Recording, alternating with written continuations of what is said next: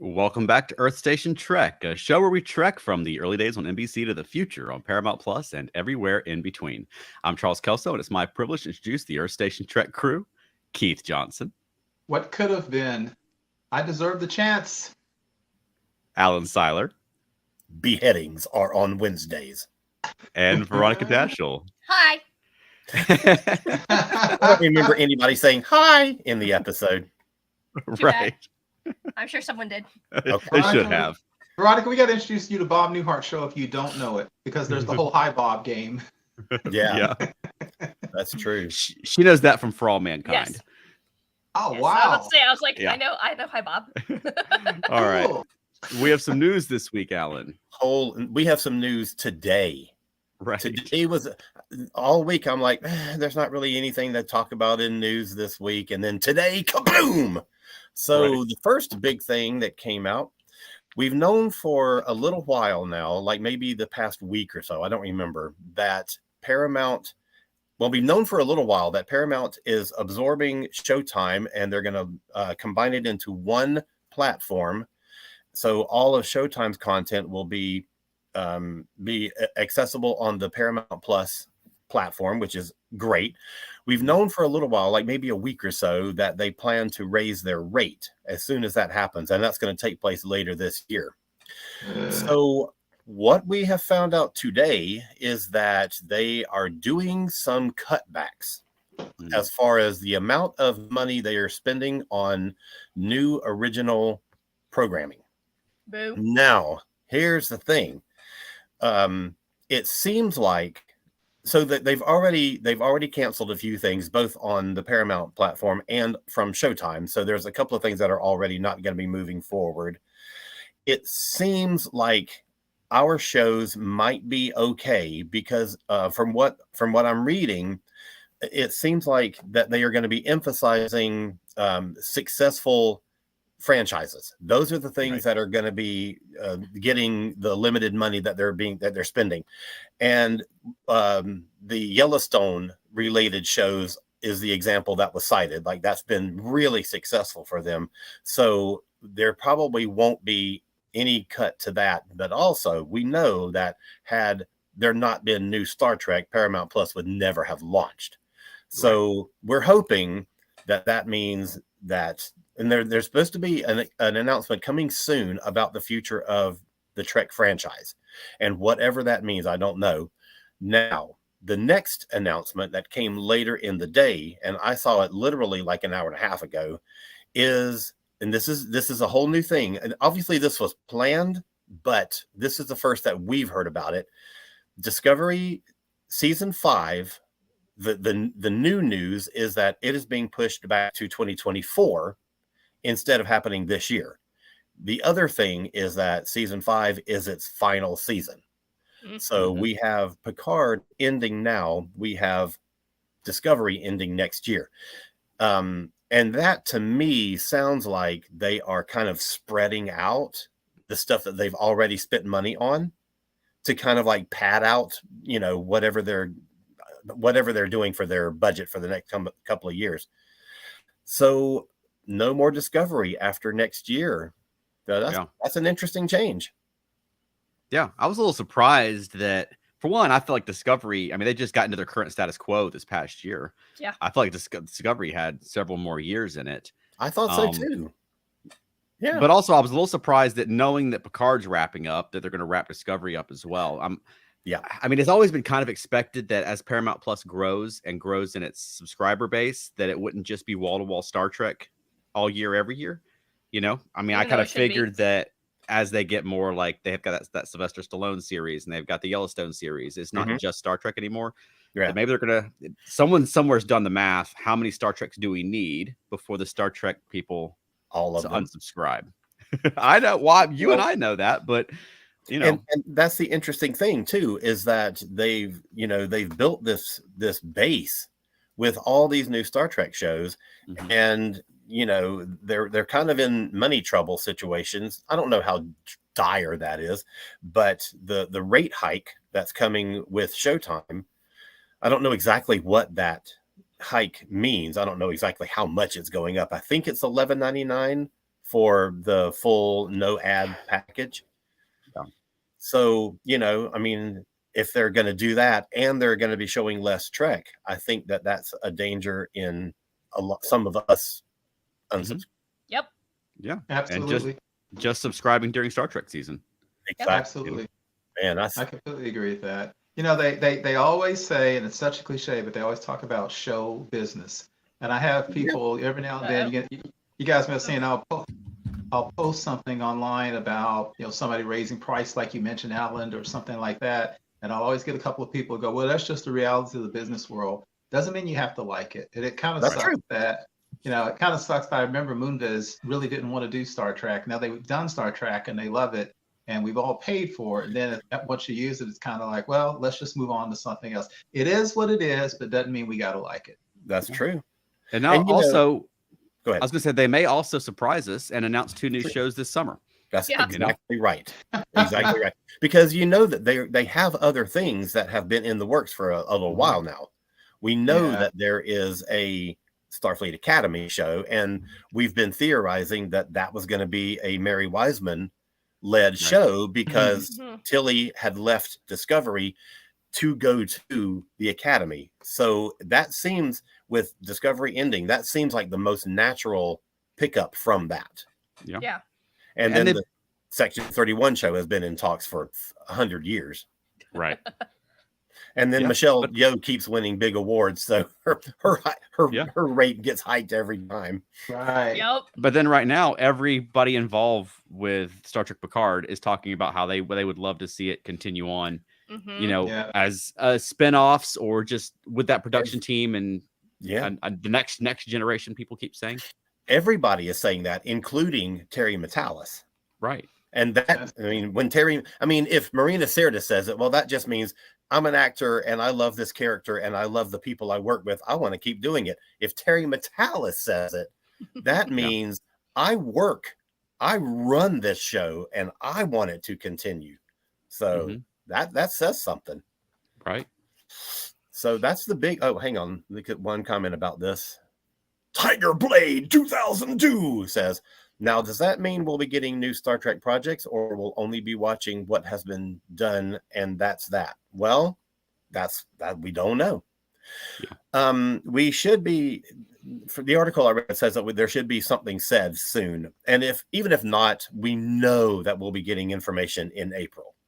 We assume, because they always do a big thing in April. Yeah. For my birthday. Exactly. Right. That's the whole reason behind it.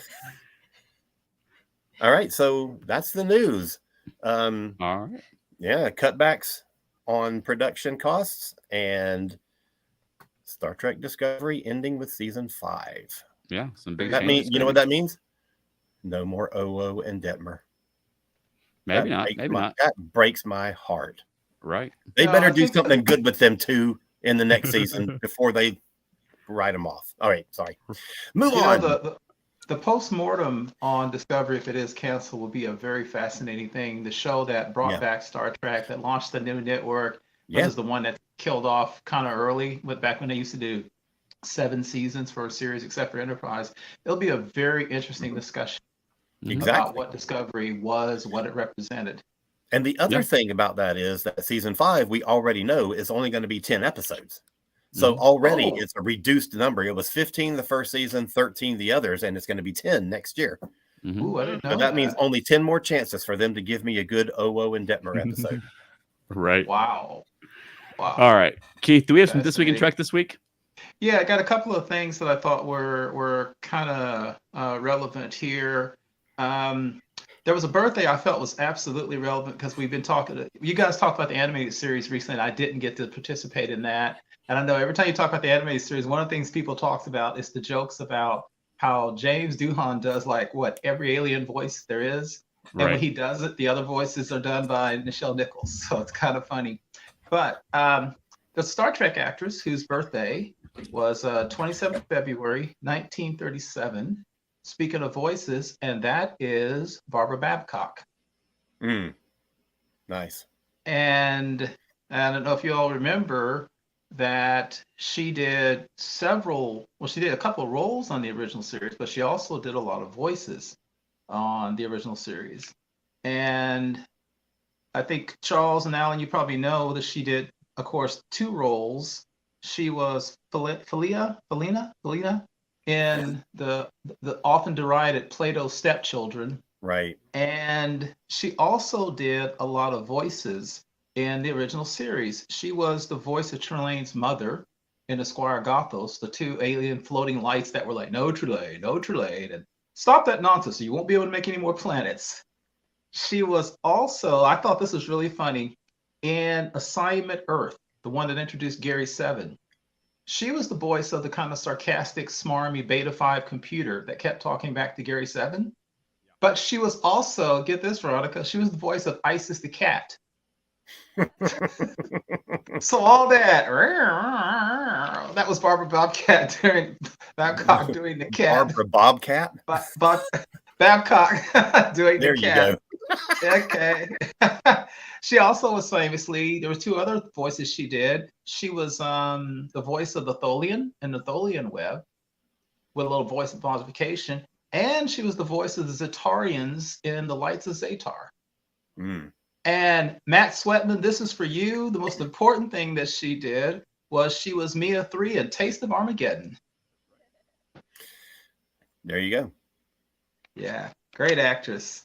And one more birthday that I had to do because I thought it was relevant, and that is on 2nd of March, 1986, one Ethan Peck was born. Oh, yay. Spock. And I don't think we're hearing Charles and Veronica. Are you ever hear them, Alan? No. Oh, dear Charles? Lord. Why did something has gone kerflooey?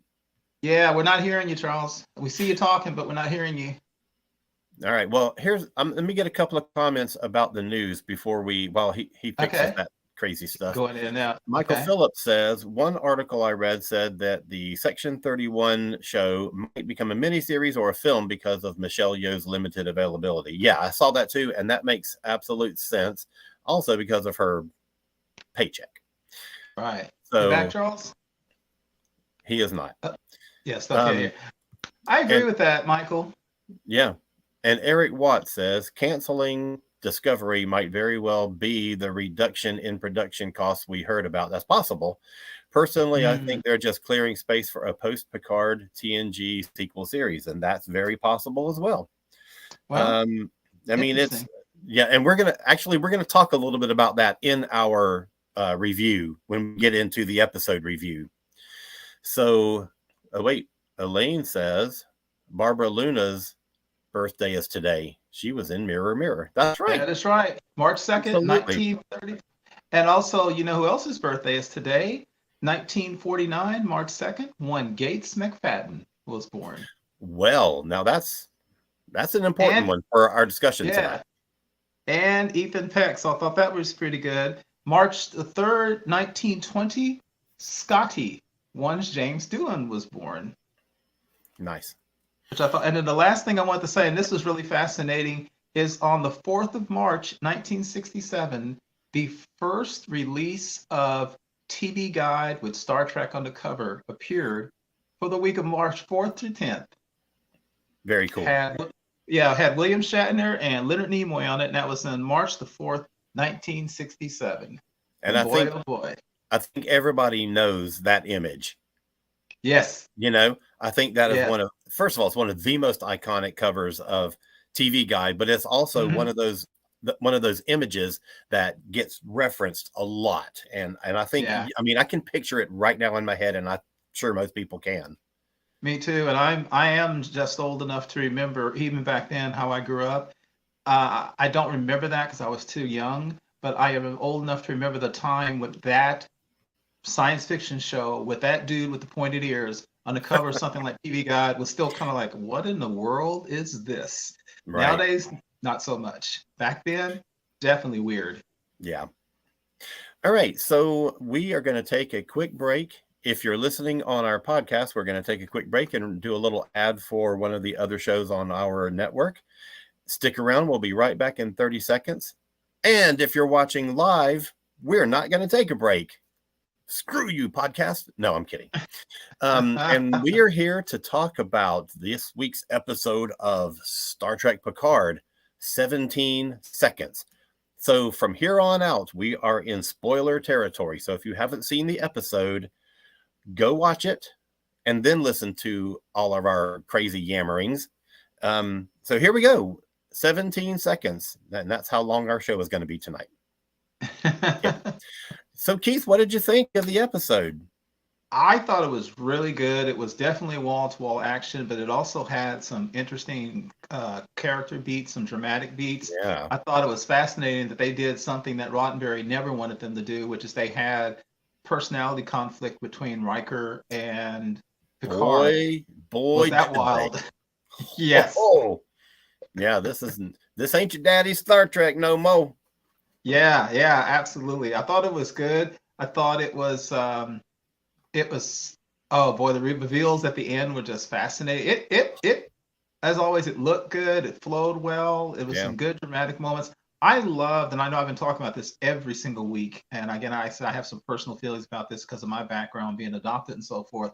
I love the way Picard talked to Beverly, and he was literally heartbroken, was like, you owed me a chance. Basically, you owed me a chance to fail. You owed me a chance to say no. You owed me a chance to be a better man. And I like when she said, basically, all you ever did was talk about how you didn't want to be your father. And he's like, how dare you? How dare you? I don't have kids, but everybody says, don't come with a manual to be a parent. Right. But you can understand her position, though. And, she has good points. You didn't want to be a father. You are always under fire.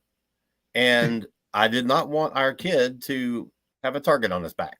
Now, did she make the right decision to not tell him? No. Probably not. However, you can understand the decision that she came to. Yeah, I definitely disagree with her decision, but once she put it like that, I understand why she got there, because what had happened was she was coming from a place of fear. Yeah. And I guess I hadn't really thought about how he must have a whole bunch of enemies, even more than we think about just on the show, because so many of the episodes we see are, some space monster of the day or some anomaly or just a generic empire. But he must have a lot more kind of personalized enemies that he made over all the years. So I could kind of see that. I thought it was a great moment. Yeah, and I was telling you earlier that I sometimes text Charles commentary when I'm watching the episode, because he watched it hours before I did. And that was the scene that made me do it this week, because I thought that scene was some of the best character moments for both of those characters that we have seen since day one of Next Gen. I was absolutely blown away by that scene.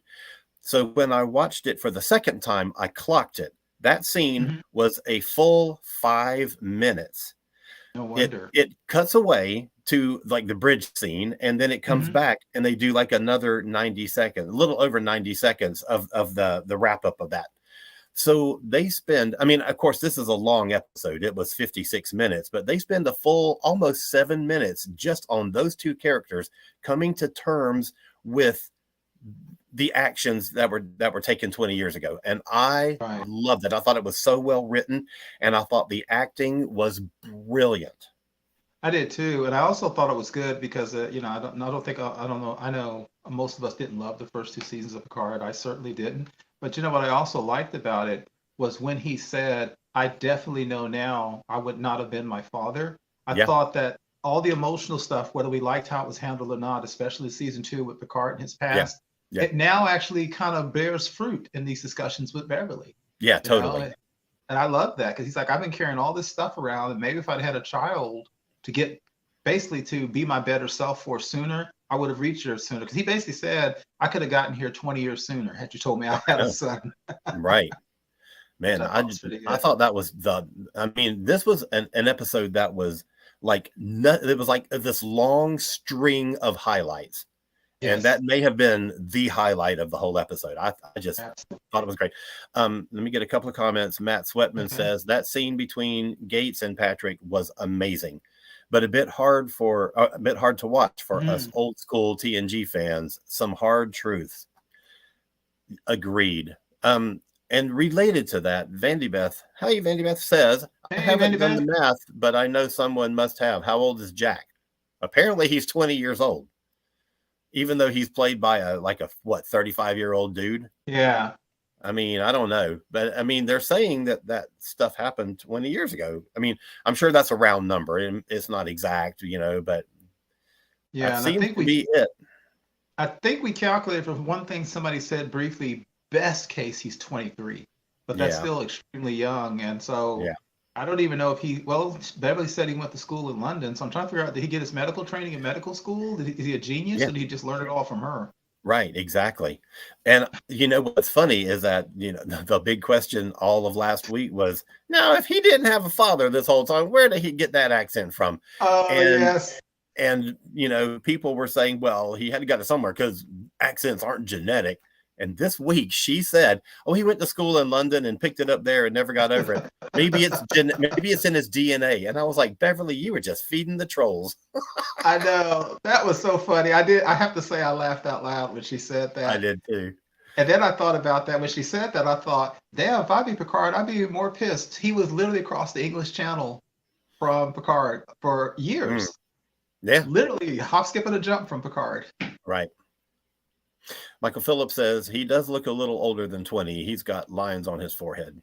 Oh, speaking of lines on your forehead, let's talk about that scene years earlier when they're in the bar. Riker and Picard are in the bar and they're toasting the birth of Thaddeus. And they do the digital de-aging of them both. Yeah. Dude, that was fantastic. I thought it was pretty good too. I looked at it, and obviously you could tell they're de-aged, but I thought they did a really good job with that. Yeah. Matt Sweat says I was right about his accent. Let's see. Eric says we don't know how much time passed between the end of season 2 and season 3. That's true. We don't know. But in dialogue, they kept using the number 20. 20, right? And in number of years. So. Let's see. Elaine says, but didn't de-age their hands. Oh, they didn't de-age their hands. I missed that. I did too. I missed that. That's so funny. That's true. And now I'm thinking of it, that scene where, he put his hands on. There's only so much you can do. Come on. They are cutting back on production costs. Come on. Give them a break. Yeah. So, Eric, I think, like Alan said, they keep saying 20. They don't even say 25, but you would start saying when you hit that. So, he's definitely early 20s, like we said, maybe 22 at most, something like that. I definitely like to know more about the backstory of why Beverly left Starfleet and took him as basically as a free agent, a free agent medical person. That's right. Why did she not feel she could still do that within the aegis of Starfleet? I find that very fascinating too. Yeah, I'm looking forward to finding that out. That's going to be an interesting story. Right. So anyway, back to that bar scene. I thought it was really, really cool. I loved the warmness and the humor between the two of them. Like with Picard pulling Riker's leg, making the toast, and it was so sweet. And then we finally get our first Troy scene. Yay! Love it. Marina has said that she is in this season a lot. So and I really enjoy the way that they have sort of introduced every character kind of piecemeal, like we might have visitors. Oh, they're trying to. Hey, boy, we have contact. Hey, can we hear you? Reverse the polarity. I'm sure they are saying things and we're not hearing them. I'm so sorry. Reverse the polarity, cross-circuiting A to B. Oh, we lost them. Okay, so a couple of comments. I was trying to see where we went back to. Eric Watt says, it's a shame they couldn't have cleaned up Picard's voice a little bit in the bar scene with Riker. I was thinking the same thing. I mean, I'm okay with it. I'm fine with it. But I did pick up on that as well. Elaine says, I just want to know what Wesley thinks. Does he even know about his brother? That's a very good point. Well, he's a traveler now, so he knows everything. He knows everything that's happened in the universe. Yeah. This is the guy who said what he laughed one time and caused some kind of weird interstellar incident or something weird. So I agree with you. I think he knows he has a brother, and also, but I think that's a good point because one of the things I find is Picard's kind of dislike and discomfort around children got better over the years with his father-son relationship with Wesley. So I'd be very curious to see what Wesley thinks about that. You back, Charles? I think so. Can you hear us? All right. Because I could hear Hooray. the here. Sorry, the dog got tangled in the cables and everything was a mess. Oh, precious little puppy dog. So Not right we were just discussing Elaine's comment about what does Wesley think about his brother? Does he know he has a brother? I don't know. It sounds like Beverly hasn't heard from him in a long time. It does sound that way. So I don't know. He's off traveling. He ain't got time. I assume Wesley's got to be popping in, checking on Beverly, because again, he can travel through time and space. He's got to be looking in on her, just to say, maybe. Okay. If so, it doesn't sound like he said hello. Right. Yeah. Which makes no sense, given how he can just jump around anytime he wants. I don't get that. And we were just also talking, guys, about the scene that Alan and I were saying was so wonderful between Picard and Beverly, where his heartbreak and his anger and everything about not telling him about his son came out. Yeah. And what did y'all think about that? That was an incredible scene. Yeah. And I mean, we talked about last week, they're going to have to justify the fact that she's not told Picard for 20 years that he has a son. Yeah. I mean, I missed what you guys were saying, but did you buy it? No. I didn't. I do buy it because I think even if you don't agree with her decision, you can understand that she had reasons for her decision. Right. Yeah, I understand it. I don't agree with I want to back up because the way Alan said it was, I 100% get it. I don't agree with it, but I do get it. It's not like she was just some selfish person, like, well, whatever. Right. And also we were saying too, Charles, is like, we think about his career, and it's usually big things like, the Borg and space anomalies and stuff like that. But he may have a whole bunch of personal enemies he's made over the years. So she may be worried more about his personal enemies than like the Borg coming after him and his son or something weird like that. So I do get her reason. I don't agree with her reason, but I do get her reason. Yeah, but she's saying acting like him being Picard's son is too dangerous. Right. And then they went out to the fringes, to the worlds of Federation's forgotten. Thank you. They were in the suburbs trying to avoid danger, But maybe they did that later in his life. I mean, he went to school in London, and as Keith was saying, he may have gotten an advanced degree at some point. We think he's early 20s, so he can't be out of school for that long. So he must have gotten his medical knowledge from her. So we don't know how long she and he were traveling together. Right. It's not like they were out for his entire life. But he's got quite a reputation out there. Really? What's he been doing? Yeah. Well, he was doing weapons arms dealing, which kind of sucks for a medical doctor. So I'm curious as to what he did. Also, guys, we talked about the whole accent thing, the British accent for the suffragette. I like that they made that joke. The same thing that we joked about on the show. Exactly. In his DNA.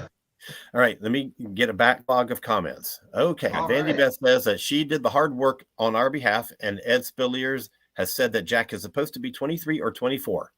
23 is what I had thought. Yeah, that makes sense. Okay. Tiger Blade 2002 says, I haven't seen the episode. What are you doing watching this if you haven't seen the episode? We're going to spoil it. Yes, big time. But I do appreciate the fresh injection of conflict into Trek. Moreover, I think the industry has matured enough to appreciate the use of drama in science fiction. Yeah, very good comment. We talked about that earlier, where we love the tension and the conflict between Picard and Riker. One of those things that we're going to get more into that. That Gene Roddenberry definitely didn't want them to have in TNG, because they just, as everybody knows, that's why so many of us gravitated to Deep Space Nine, because they were allowed to have conflicts, and Roddenberry thought by then you wouldn't have conflicts. So the way Riker and Picard went at it was fascinating, and in a way they were both kind of right. It wasn't Kirk Cowboy versus somebody else. Riker made a very good point. This ship can't take the strike. Let's get out of here. And then Picard's like, you need to take it to him. But Riker's like, but you may die in the standoff. So they both have points. Well, and that's what makes good drama. Yeah. When both parties have valid points. Mm-hmm. It's just those valid points don't line up with each other. And anyway, Right. Comments. So let's see. Matt Sweatman says, I can picture Chuck in the Jeffries tube trying to fix their audio, like those iconic scenes with Scotty. Borgus frat. With electrical It's pretty stuff much arcing exactly all like around that. him. Dandy Beth wonders if Charles and Veronica were trying to mic their dog. We're trying to unmic the dog. Unmic. Michael Phillips says maybe Wesley will rush in at the last minute and save the day with his superpowers. He's got to show up. Yeah, I hope he does. By the end, he's got to appear. He's got to. And I know they had him in last season, but no, he'll surely he has be to in be this here. one. Hopefully, he won't spoil it on his own in the middle of the day when it On airs this Facebook. time. Right. Maybe he learned his lesson. Tiger Blade 2002 says there were a lot of dramatic moments throughout Star Trek that have been overlooked. Mm-hmm. That's true. Yeah. Okay. Rarely as many as those kind of pointed conflicts between people on the TNG crew, at least. Right. Hey, Veronica, I thought it was interesting. You talked about was it Will Wheaton spoiling stuff? Evidently, the biggest spoiler, by his own admission, is Jonathan Frakes. And I've seen a couple of interviews where they would ask him questions. He's like, "Oh, I need to be careful because the studio is going to come after me because they get really mad about me because I have a tendency to spoil stuff." So, but I think it's so funny. Did you guys already talk about the fact that he directed this one? No, I was just about to bring that up, actually. So perfect timing. Go for it. Okay. That may have contributed to whether well-paced show this was. That man can direct. I saw at least one person online say that this may be his crowning achievement with his work with Star Trek, between the acting and the directing. I mean, that's the thing. He was in this episode a lot. Yeah. Yes. And I mean, it's not to the level of Avery Brooks directing, whatever that one in the Far Beyond the Stars. Thank you. Yeah. When he is in every single scene. This one, he's still, Frakes is still in an awful lot of that. And it's a tough job to direct from the position of an actor, So I was super impressed. Both with his performance and with the direction. I thought it was just amazing. And he's had a lot less practice at acting over the last couple of decades. Yeah. Because he's been primarily directing and not acting. Yeah. So the fact that he's playing this part beautifully on camera, but then also directing. I thought Riker was fantastic throughout this. I loved the fact that he was given command. Yes. I loved that they took that from them being old buddies in the bar at the beginning of the episode in the flashback, all the way to the conflict over the course of this one episode. And I thought that was phenomenal. I did too. I totally agree with you. And I loved, you've got that because we know the backstory that, Picard is his mentor. He was his right-hand man for 15 years. And at first it's kind of fun that now he's giving Picard orders. Yeah. But then when Picard starts disagreeing, that tension sort of escalates over the course of the episode. Exactly. And that was so well. They played it so well because it starts out with them, hey, send out a photon thingy and then fire on it and then boom. And then he's like, well, thanks, Picard. And Picard says, I think it's time that you call me number one. So they play that sort of like a playful way of addressing that thing where Riker is now in command. And Picard is sort of in the position of second fiddle, and they play it like that up all the way through this heavy disagreement where Riker says, I need you to get off my bridge because you have just killed all of us. Wow. Holy shit, that was good. And that was amazing. And Picard is sort of in the role of the busybody admiral who's on the ship disagreeing with the captain, which is an old Star Trek trope. Exactly. Yeah. God. Okay. I loved this episode. Yeah. So much. And Okay. again, I have to say, I said before last week, Jonathan Frakes is really a charming guy. And I love the way, like what you guys are saying, I love the way he's kind of riding that line between, like you said, there's this ease and humor, and he's this charming Riker with Picard, and then he becomes a captain in a war situation. And then he, like you said, when he said get off the bridge, I was stunned. Yeah. And Picard's like, okay, he just gets up and leaves. Yeah. And it's a bit heightened. It's a bit like when Picard said the similar to Worf in First Contact. It's exactly. It's sort of the movie style where everything's a little bit higher than it would be on a show. Sure. Mm-hmm. Matt Sweatman says that Frakes on the Ready Room seemed very pleased with this season in general. I really got a vibe from him that he really doesn't think this season is it for the gang. I mean, I hope not. that continues to be the talk. Right. So, Wow. Yeah. I mean, I'm if they do more, I'm in. Mhm. And speaking of the whole battle, I think I mentioned this. I've seen this thing like in Magic cartoons, like I've been watching the recent He-Man cartoon, and the Sorceress does that thing. But I am loving the scientific thing, which makes sense and is tactically amazing.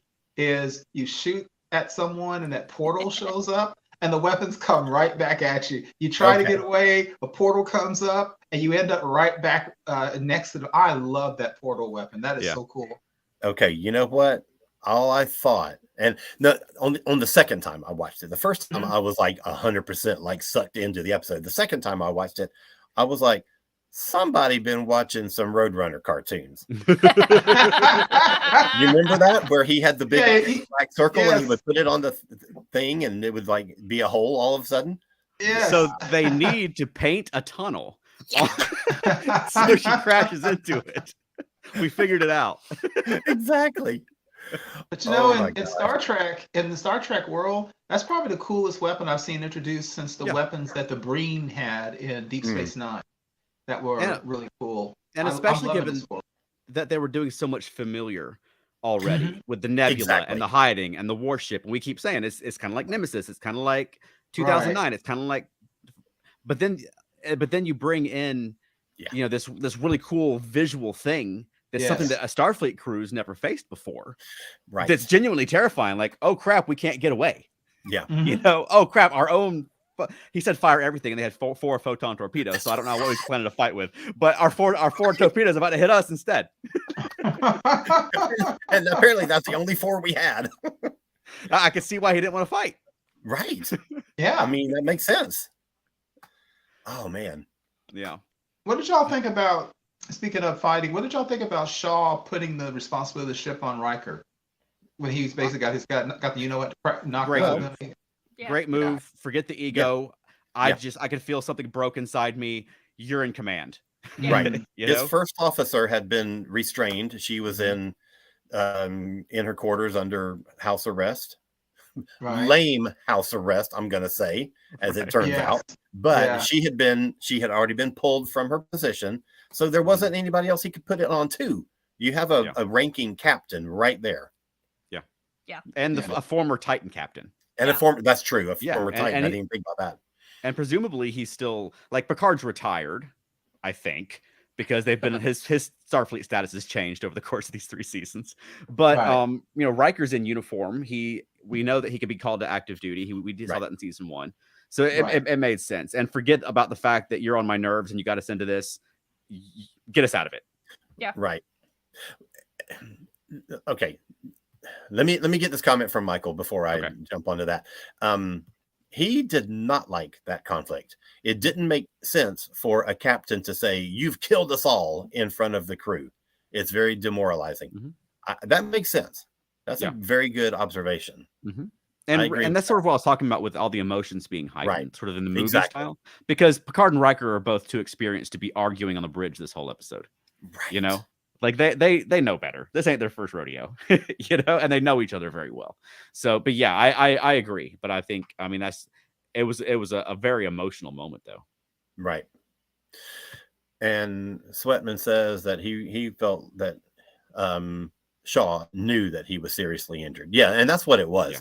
He knew that he was in trouble, and it wasn't just here's an experienced captain. Let me give the reins to him. It was, you butthead, you're the one that got us into this.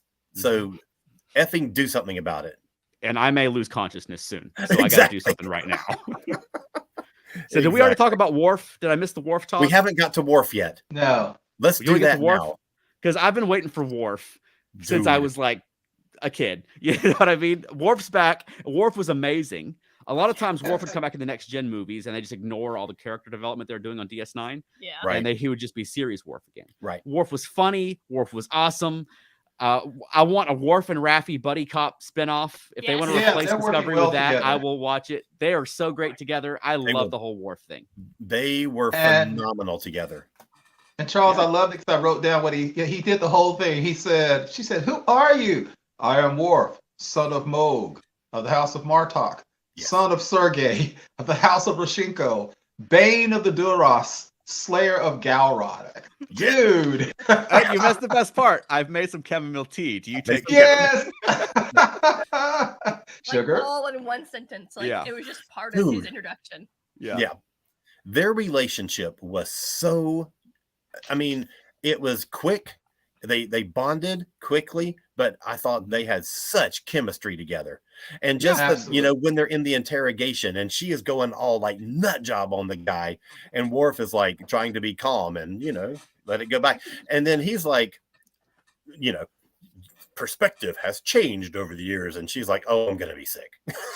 They made Worf the good cop and the good cop bad Right. cop. If you're doing a buddy cop movie, you don't expect Worf to be the good cop.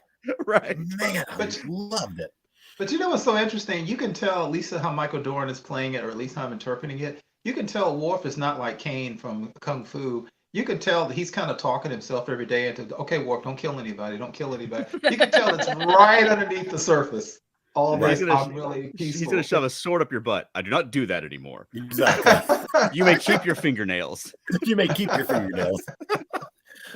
Before we move from that scene into where that's all leading to, Eric Watts says, "Even if Seven had been on the bridge on duty as first officer, transferring command to Riker was absolutely the right thing to do, except that Riker was on that ship intentionally to steal a shuttle and to pull the wool over Shaw's eyes and to do the thing that he wanted to do against regulations."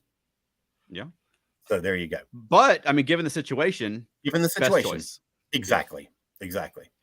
Yeah. Matt Sweatman says, "I really, really like confident, dangerous Worf. He's really left that early TNG Worf that always got his butt handed to him behind." Agreed. He was Yeah. commanding and in charge and powerful. Oh, And working on himself. and working on himself. This is like best Worf ever. Yeah. Yeah. It's like he's funny, but he's still awesome. Every line that he had is going to be a quotable line. Yeah. Matt I think Sweatman he's more also- dangerous than ever. Mm. Sorry. Matt Sweatman also says, "I really liked this take on Worf. He's left behind the character who used to constantly get his..." Oh, wait, he's just saying the same thing. You can say that again, Matt. You're right. Wait, he already did. And Michael Phillips chimes in with, "Raffi and Worf's story was again my favorite part of the episode.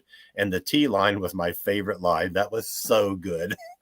Yes. Which T line, though? Oh, I think my chamomile tea is coming back up. Was great. How also about kind of- you're over here dressed like a Klingon warrior? This is casual. Sorry, go ahead. Gee. Now, I was gonna say, I also think it's kind of cool that they have these plot lines running where Picard and Riker and Seven are facing the danger out there, and now Worf and Raffi are trying to get to the root of what's going on, the portal weapons, the cause, and like they're saying, what could be more dangerous or important than a portal weapon? If the portal weapon or the attack Right. was a distraction. So I like the fact that they're back here trying to figure out what's going on, and I am still very curious how Geordi is going to be introduced into. Me too. And I'm ready for him. I'm ready Yes. for, well, first I gotta get Troy. I mean, we've had Yeah. one little scene with her, but we haven't got her integrated into Yeah. the current plot yet. And so I Right. need that, but I'm ready for Geordi. And I'm Me too. really, really loving his daughter. I also Yeah. felt like this Troy was more Marina Sirtis than Troy. Yeah. Totally. Yes. Totally. Because I feel like Troy would not have been freaking out quite that much with Well, his first kid. She was playing a sitcom wife, essentially. Yes. Basically. Like in her one little scene. But I mean, Yeah. eventually they're going to have to get to a port. So I expect that's where Geordi's going to be. When they this ship can't just keep flying around having adventures for 7 more episodes. Well, There's not and they- much ship left. And you know, the closing credits always talk about the shipyard, and that's where he is. And they show that the Voyager is there, at Enterprise 1701A, a ship called the Pioneer is there. So, yeah, maybe that's where they get their next ship is from the Oh, museum. I'm sure. I'm sure that we're getting. Yeah. I'm sure that's how he's being integrated. Yeah. That's going to be the way that he gets brought into it. Totally. Right. Yeah. I made a note when they had the reveals toward the end, where people's faces kept shaking and that dude started melting, and Worf made his statement. I made a note man, how sad that Rene Auberjonois is not alive, because I bet they would have found a way to put him in here, because that's where Odo still is with the Great Link, trying to keep the founders from wanting to go take over the galaxy again. It would have been nice if we could have had a cameo with him, but I like that reference to him by Worf. Yes. Well, we got changelings. Did you guys talk about the changelings already? We haven't got there. Let's get there. Yes. And that's why I was like, I wanted to get comments before we got into the thing where no. That's what I was saying. Okay. Before we got into the thing that the scene with Worf and Rafi was heading to, and that's what do you think of the change? What do you think? I think it makes sense. It does. I'm almost more excited about that than the Ferengi in the last episode. Yeah. Yeah. It's continuing the Dominion War storyline, which I didn't expect. No, not at all. And it makes sense. The little clues we've had over the course of the season, for one, I didn't guess it, but also it makes sense. And I love it when I don't guess it and it makes sense, because usually you don't get both of those things. Either I guess it or it doesn't make sense. So I thought that was a great reveal. Even when he was going through withdrawal, I thought he was going through withdrawal. Yeah. Absolutely. Yeah. Absolutely. So since this is basically a TNG wrap up, and now they've sort of woven the DS9 angle into it. Are we going to get O'Brien?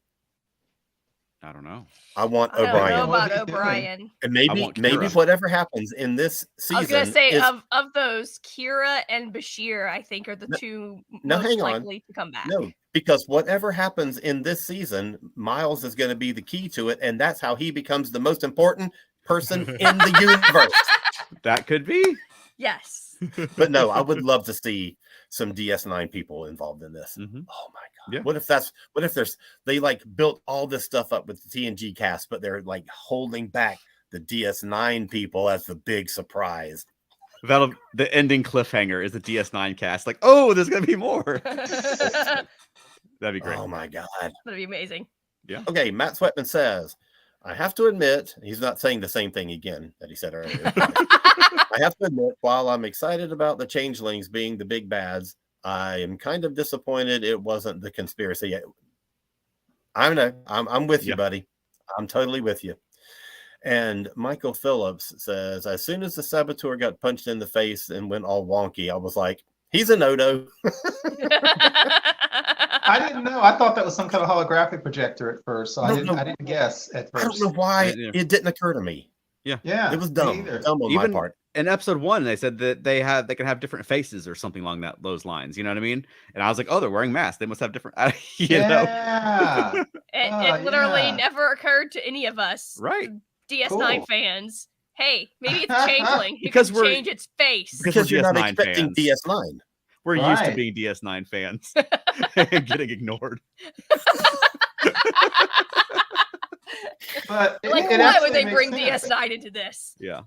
It makes sense. And I was thinking about that because, first off, I know they said it's a small faction, but let's face it, at the end of the day, the founders still are extremely xenophobic, extremely superior. And I tend to think if this faction shows anything approaching success, I bet Odo would be ousted and they would go right back to starting another war. And I got to believe at some point in time, the Dominion is going to find a cure for the virus that, spoilers, folks, for the virus that Section 31 created. So I don't think you can count on that forever either. So I could definitely see them rising again as a threat. They may already have. Yeah. Yeah. And that's why they're may back not out just there. know about it yet. Yeah. That'll be they've that'll got be these. Go ahead. No, finish your. I didn't. I thought. Okay, I was gonna say they've got these guys in masks. Do they have any Vorta? Do they have any Jim Hadar? Do they have a Jeffrey Combs? Ooh, I hope Jeffrey Combs is back. Oh my god! Really old Wayoon still working for him? There better be a Wayoon. Wayoon 15. Wayoon 15, but he's been the Wayoon for the last 25 years. Right. Oh, Matt Sweatman. He says he thinks the season's going to end with the reveal that it's all a holodeck recreation. And Archer is watching them, and he's finally got his revenge. Wouldn't that be poetic justice? Holy smokes, that will be amazing. Oh man. So how do we think they're getting out of this predicament they find themselves in? They're sinking into this anomaly. Dude. See, my thought is because it's already a weird anomaly with weird biological properties. So it's some kind of creature, some kind of anomaly creature. And then Jack was having those weird vision with connect the branches. There's some kind of consciousness. You know, that's my guess is that this thing's going to spit him out or something. Right. That whole thing where he's like slipping out of consciousness and he's seeing that stylized image of Seven, and that was so David Lynch. I was like, what in the hell is going on here? Right. Holy smokes, that was really, really creepy. I was very confused about that. With the big red door that just opened. Yeah, what is going on? I was like, Bronco, you were already struggling to stay awake. So I imagine you're like, what? I don't. My brain's not making sense of this anymore. We did. Well, see, that was part of the part where I had fallen asleep, and then I woke up right at the end when, Worf and Rafi were doing their little thing, and so I got spoiled for that. And then we went back and watched the last like 15 minutes that I slept through. You dozed, and I nudged you. You woke up, and it was like it's a changeling, and you're like, what did I miss? Wow. So this was a long episode, 56 minutes. So usually I watch on Thursday, I watch on my lunch break because I've started coming in early. So now I get to take an hour lunch break. So then that's like 45 minutes. And then I have 15 minutes to like put the news together for tonight's show or whatever. Today, 56 minutes, I clocked in 1 minute late from my lunch break. Because it was like, I was like watching my watch and I'm like, I'm out of time. How much longer is this episode going to go? I had that thought because you messaged me. I was watching on my lunch break and I'm like, I hope you have a long lunch break. Usually I only got half an hour. So I could never have done this. But I swear to God, when the episode finished, I was on this like adrenaline high. Like I just felt like my whole body felt tingly for like the next hour after I watched it. Yeah, this is hands down my favorite episode of Star Trek Picard. 100%. And I'd say since the CBS All Access and Paramount Plus, it's in my top 5. It's got to be, along with like Memento Mori and Strange New Worlds. Like it's Su'Kal. It's right up there with those. I thought this was great. I do too. I think this is definitely top tier of the Paramount Plus era of Star Trek, and definitely the best episode. And there's been a few that I really liked. Like Nepenthe in season 1, I loved. And I think it was episode 2 of last season where they're fully in the alternate reality. I loved. But this one was just, I mean, it was that good. And they're doing a great job. We talked about before, they sort of reboot Picard every season. And they sort of ditch storylines, they ditch characters. But they've done a great job this season of weaving in stuff like the Romulan supernova crisis and these various elements. Picard's father from last season. The fact that Riker's son would be about the same age as Picard's son, and just these different things, weaving it all into this season to make it feel more like a cohesive show to me. Yes. Yeah, Charles, we mentioned that earlier. You're right, because we were talking about how the stuff in Picard season 2, which a lot of us didn't like, with the whole, his emotional baggage and his childhood, it's actually bearing fruit because the way they can kind of put it into, it's like his heartbreak of, when Beverly said, basically, all you ever told me is you didn't want to be like your father. And he was like, how dare you take that and make that decision for me? I know I wouldn't have been like my father. And maybe I would have known that 20 years ago had you not hidden my son from me. And so that bear fruit. That was possibly the best line Patrick Stewart has ever delivered in Star Trek. Yeah. Wow. Okay. Yeah, it was really good. I mean, there were some moments in First Contact that were on that level, but that one just grabbed me by the throat. My initial big takeaway this morning was just that they all felt like themselves, but 22 years on. Because sometimes you get actors coming back to a role after all these years, and either they don't quite have it anymore, they don't quite have the character anymore, they're not being written quite, it just doesn't, you just don't feel it. But I really felt like it was Riker, and it was Crusher, and it was Worf, and it was Picard. And I've been watching Picard for 3 seasons, and I haven't always felt like it's Picard, but he felt like Picard. It was those pure characters. It was Riker, it was Picard, it was Worf, it was Marina Sirtis. Yeah, right. Yes. You can't win them all, but she hasn't really been on yet. But that was that was still a great scene, and I really loved her in it. Let's see. about Matt Sweatman's comment about a holodeck recreation, Eric Watts says, Matt Sweatman may be on to something. We still don't know how Moriarty fits into all of this exactly, or lore. Not that that has anything to do with holodeck recreations, but there's still a lot of stuff that's got to be like taken care of in the next 7 episodes. How many episodes? There's only 7 more episodes. Yeah. Like, I think lore is what they got from Daystrom. I think so too. And I think no, because they didn't have lore at Daystrom. They had right, but this is like a Daystrom station, right? But we don't know what all they had there. I mean, and it's been 20 years. Who knows? He could have ended up there somehow. Well, Right, it makes and more sense there than Charles in the original remember in whatever episode of TNG they literally could just kick with Lore into space and he was just floating in space. Just so leave him. Yeah. Look, he was literally picked up by pack leads. Yeah. Oh, that means leave he the can come back killer in. android. That means he can come back in lower decks. Right. Uh, They also Michael, they keep Michael Phillips says, I think there's definitely something more to Jack's hallucination than just clearly it has some deeper meaning. Exactly. Yeah. And I think it's an attempt by that nebula creature to communicate. I think so. Yeah. Yeah. 100%. Yeah. And I'm kind of encouraged they keep mentioning Picard's synthetic nature. They keep dropping little mentions, but I'm hoping that's going to tie into the story. Because I would love for that to be part of it and there'd be a reason for it. Yes. So I was kind of my nerd theory is that Lore was the weapon they got from Daystrom, and that Lore wants Picard's synthetic body, like the technology of it, and that's why they're after Picard. That's my little theory. Maybe it won't pan out, but that's not bad though. Yeah, I like it. Yeah, but why would the changelings steal Lore? I don't know. And then help Lore get. Maybe they need Lore. The Borg needed him at one point. So Veronica, you had a theory that this was not Will Riker, but in fact Thomas Riker. Yes. Are you still on that train? No. Okay. What was your? Didn't you have another crazy theory? What was your other crazy theory? Oh gosh. I don't remember. That's fine. There was there was a line that Jonathan Frakes said to Jack that I love, but he basically said, "Kids, I watched 2 decades of you be. I spent 2 decades watching you get cooked up." Yeah. And I just thought that was a great. Yes. Right. That was such a great line. My thought was like, you know how many fans are going to take that literally and think that he was a science experiment on the Enterprise for 20 years? Have you ever met Trekkies? Come on. Yeah. Right. Now I got to deal with this for the rest of my life. Right. A while back, we had an unnamed Facebook user said, well, hello, Dorothy. No idea what that means, but I think the same person has responded to a couple of other comments, and that is Matt Sweatman says, is Lore more dangerous than a portal weapon? We don't know. I would say yes. It's like having evil Data. Just because he has his own mind and his own intelligence, possibly. Yeah, right. Michael Phillips says, oh, Lore is definitely the other thing stolen from Daystrom. I'd bet money.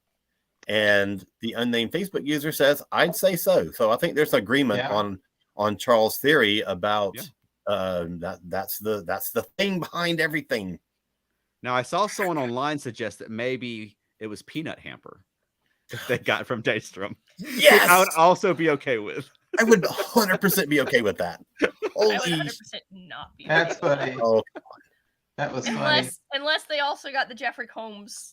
With it. I'd if it was both of them, I'd be okay with that. I'd be okay with that. Yeah. Right. Real quick for me, there were two other lines that stood out for me and I made note of. One of them was the funny line because Worf said something that I thought about. I think we probably all thought about in every movie we've ever watched. Worf told Raffi that hood really is conspicuous. Oh yeah. How many movies have we seen, fantasy, Star Wars, or anything, where somebody walks around with a hood over them? And I'm like, unless everybody in the city is wearing a hood, you really stand out. It's not like they even need to see your face. Like, hey, what's a dude or woman got a hood over their head? And the other thing back into that conversation with Picard and Beverly is when she said something like, Jean-Luc, we were on our 5th breakup. And I thought that was just kind of wild. And then she said, we ended our relationship. And he got angry and said, we ended our romantic relationship. Not the same thing. And that, like you said earlier, Alan, that was such a real scene. And I didn't realize it went on for 5 minutes, but it was good. Yeah. Man, it was good. Yeah. I told while y'all were in limbo, I was saying that the second time I watched it, I timed those scenes, and that first scene with Jean-Luc and Beverly was a full 5 minutes, and then cut away to the bridge, and then came back to them with another 90 seconds. Nice. Wow. So that's a lot of Yeah. screen time to devote to, Yeah. but it was so good. Yeah. Yes. Yeah. And I love that they've got them on and they're giving them great material. Yes. Yes. You know, I mean, that's the best damn material that Gates ever got in 7 years. yeah. I mean, if you don't count the candle ghost, this is the best thing that she's ever gotten on the show. Yeah, You know what I you may find be right. interesting, Alan, following on that, is one of my favorite episodes of the original of TNG is the episode called Attached. Yeah. And it's the one where Picard and Beverly are on this planet, and they've been bound with that kind of device where you can't walk too far from each other, you'll die. And then incredibly conveniently, the device has the side effect of allowing them to hear each other's thoughts. And that was an honest show. That was the show where they finally voiced the fact that he had been in love for her for so long and so forth. And I agree with you. I think this is her best work since that, because that was a very good dramatic show, and she just didn't get stuff like that very much. And it wasn't just that scene though. Like, she got a lot of really good doctoring scenes. Yes. And she even like had that little like conflict with the ship's doctor, Dr. Trill, who was like, "Get out of my way. You don't know squat. You've been gone for 20 years." And she's all like, "You better back up, because I'm Dr. Crusher." That's right. She'll teach you how to make a splint. Right. We may have to go back and amend our doctors episode, because I thought about that watching the episode, that she's doing some great doctoring in this. Yes. And she's showing this doctor a thing or two. Right. Absolutely. I thought exactly the same thing. I was like, I guess that put us in our place. Right. Yeah. Well, she did grow up on what, a Scottish planet, and then she was head of Starfleet Medical, so she knows everything from herbs to medical bays. That's true. That's true. And she was the chief medical officer on the Enterprise for 15 years. Well, Yeah. 14. But Yeah. I mean, that's a tremendous amount of experience. I don't care that they have new scanners now, 20 years later. You know? Exactly. But Come also, on. she's not been on ice this whole time. She's been out there doctoring. She may not have state-of-the-art equipment, but come on, you don't need an extra set of hands in the sick bay during a battle. Come on. I know that was okay. And Matt Switman comments on that. I thought Dr. Trill was made to seem incompetent. Well, there's a lot on the show of people giving like Jack dirty looks. Like, I think everybody knows, like, we're in this because of you people. There's a little bit of a resentment there. You know what I mean? Yeah. That I guess they're going to overcome as the season goes on. But I think they're going to have to, or all those crew persons are going to get killed off. Sorry, I admit I did chuckle, because you're right. My God, the Starfleet crew was literally rolling their eyes at Jack. I did chuckle a couple of times. Like, you're Starfleet. You're not supposed to act like that. They were but he's like at him. punching security guards and stuff. So that he poor deserves security that. guard. We didn't talk about that yet, but why is every, except for maybe Worf and maybe Tasha, why is every Starfleet security person just stupid? I mean, come on. I mean, yes, they have to get out of that cell somehow, but jeez, come on. You know he's about to hit you. You effing know that. Well, I thought it was funny, Alan, too, to your point about that, was everybody who visited her cell, and really she shouldn't have any visitors. Every time somebody visited her cell, he would come do something, Seven would hold up her hand, and he's like, okay, and he just let him in there. For all he know, they could have been bringing her a phaser or something like that. So she's not a prisoner. She's the first officer of the ship who's on. You know what I mean? It'd be like if Riker was in his cabin, the security guard would be like, "Okay, yeah, you can talk to him." But my thought was just like, if you ever find yourself being guarded by like a Marine, don't try to sucker punch him and run for it. It's not going to work like it does on Star Trek. This is true. This is true. Oh, man. Yeah, and one last thing I have to say is, speaking of Seven, how far has Jerry Ryan come from the cat suits? No matter how she was introduced or why she was introduced, and I've said before, I think she dominated way too much of Voyager, but she's a really good actress. And I can't wait for Seven to get out of that room and really get much more to the thick of the plot. She belongs in Star Trek. She's there. I believe her. Agreed. And on that point, I want to say that, I think last week we were expressing, a little bit of regret that the people who had been main cast on Star Trek Picard for 2 seasons had just basically been jettisoned in favor of next gen people coming in. But I just got to say, I never really cared about any of those people all that much. I cared about them a little bit. I liked them because they were there. I love the way that Rafi and Seven have been integrated into the next gen family, the way that they have been. I think that has been masterfully done. Yeah. Mm-hmm. And if they hadn't left Rios back to go through World War III, he could have been integrated to the show as well. But he's back running around smoking cigars and eating peanut butter in our time. So exactly. Yeah. I mean, come on, it is peanut butter after all. Yeah, I'm super excited about Raffi Worf for the rest of the season. I think they're a great pairing. 100%. I guess it's Metalis who thought of that, and hats off, sir. That was a stroke of genius. For a character that a lot of us were very critical of, and with some good reasons, over the course of the show, to just not reboot the character. She's still the character she's been, but just take her in a direction that just works. Integrate the backstory and give her a storyline that we all care about. Exactly. You're right, because now you feel much more of her like everybody else we've ever seen in Star Trek, which is, I sacrifice everything for the service. I sacrifice everything for the greater good. My family, my son, my husband. And now you're right. It works more. It works this time. Yeah. I love when Worf's like, you have the heart of a warrior, and that she was right, and she needs to hear like, no, you were right. You know, this isn't just crazy stuff in your head. You're right on. I've been on the same trail. Okay, 3 last comments. Matt Sweatman says, I wondered once Riker got command, why wasn't the first thing he'd do was get Seven on the bridge? I don't know. It's a good question. Because he has Jean-Luc as his number 1.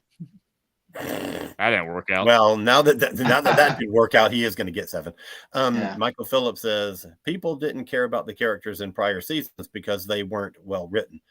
The storylines were mediocre. I wish they had gotten the writing we've gotten so far this season. Agreed. Elnor is barely in this show. What? I'm sorry? Elnor has been barely in this show. Like the cast has been very underrepresented. Yeah, totally. And Matt concludes by saying Michelle Hurd has some wonderful things to say about working with Dorney on the Ready Room. I haven't watched any Ready Rooms yet this season, and I need to get on that. Yeah. And when Michael Dorn was on the Shuttlepod podcast with hosted by Connor Trenier and Malcolm, Malcolm Reed, whatever, Dominic Keating, like he had a lot of great things to say about working with Michelle Hurd. That was that's awesome. Nice. I recommend that podcast also. Yeah. This is a total aside. I wish that Will Wheaton's show had its own tab in Paramount Plus rather than each episode being a bonus for some other show, so that you have to like go look around for it. Why can't it just be its own show? I wonder if it's like a cost contract kind of a thing, like if it's a bonus, if it's bonus material versus being a show of its own. I don't know. I don't know. I don't either. But they should make it a show of its own, because that would be a less expensive way to keep content coming out when they're spacing out their big budget shows. Anyway, that's aside over.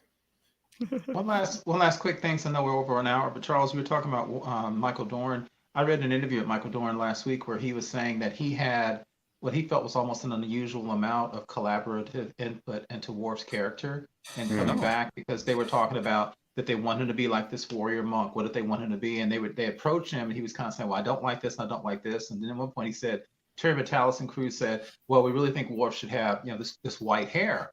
And Michael Dorn said his first thought was, well, my ego set in. And I said, I don't want Worf to be old. And then they said, no, think about like such and such. And then Michael Dorn said, when they talked to me, I instantly thought about all those guys in the Kung Fu movies who have, all the masters and the villains that all have the long white hair. And he's like, I'm good with it. So that's how he pictures Worf. It's one of those Kung Fu masters from the movies that always had long white hair, whether they're good or bad. I think that's kind of cool. It works for him. It does. It totally does. His look is just perfect. Yes. All right. Alan, where can people find more of you? Well, you should go check out my other podcast, which is Modern Musicology. It's all about all kinds of different music topics, and we've got a lot of great interviews. We just did one. We've got 3 other ones coming up. One with 2 members of my favorite band ever. And then look for Cosmic Creative, Cosmic, KOZMIC, creative.com. And that's where you can find all my books and all my other podcasts.